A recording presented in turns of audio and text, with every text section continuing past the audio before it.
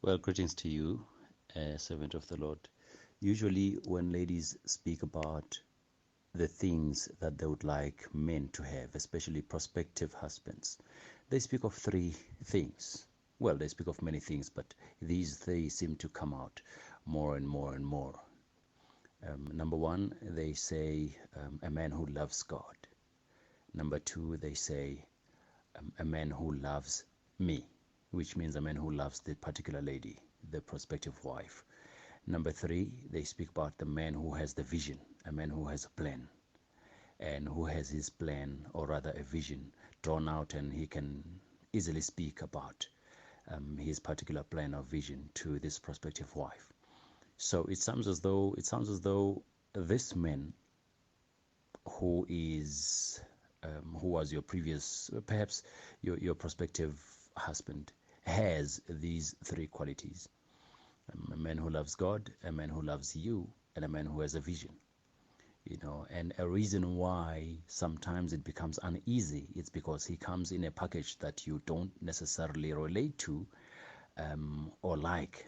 And the reason for that is because in most cases there is some type of a mistake that honest and good women tend to have at times. They tend to have, or rather to picture or to draw up in their minds, this particular man that they want to marry. And whenever a man comes carrying the same qualities but different packaging, they don't seem to recognize him at all until he's gone at all, and then they realize that they actually loved, and this was the actual person they were looking for.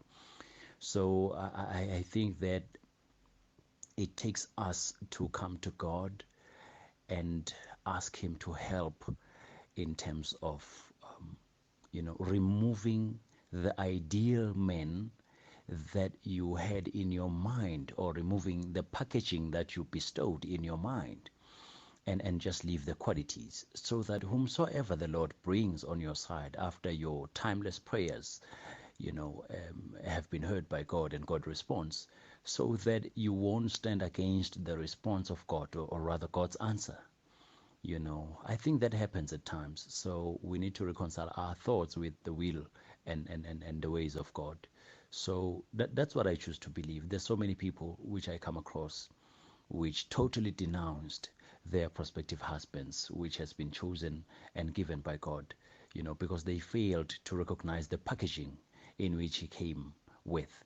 They were expecting a tall guy, he's short. They were expecting a light guy, he's dark. They were expecting a hairy guy, he's not, he's bald, things like that. They were expecting a six-packed kind of a guy, and he's not, he's chubby, things like that. That is just packaging. It's not the quality of the material. It's not the value of the material. So sometimes we get stuck in that. I choose to believe that that is not the case, because if that is the case, we would need to go back to the prayer drawing board and ask God to reveal it more to us.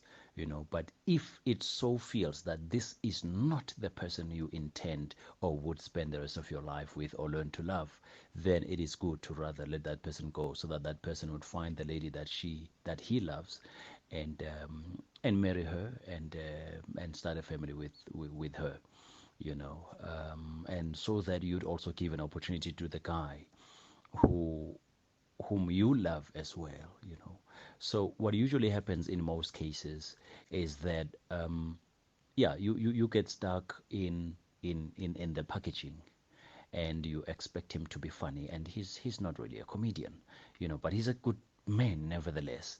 And because of these little and minor qualities which he doesn't seem to have, you end up drawing a major decision of discarding him, even though the Lord might have approved him.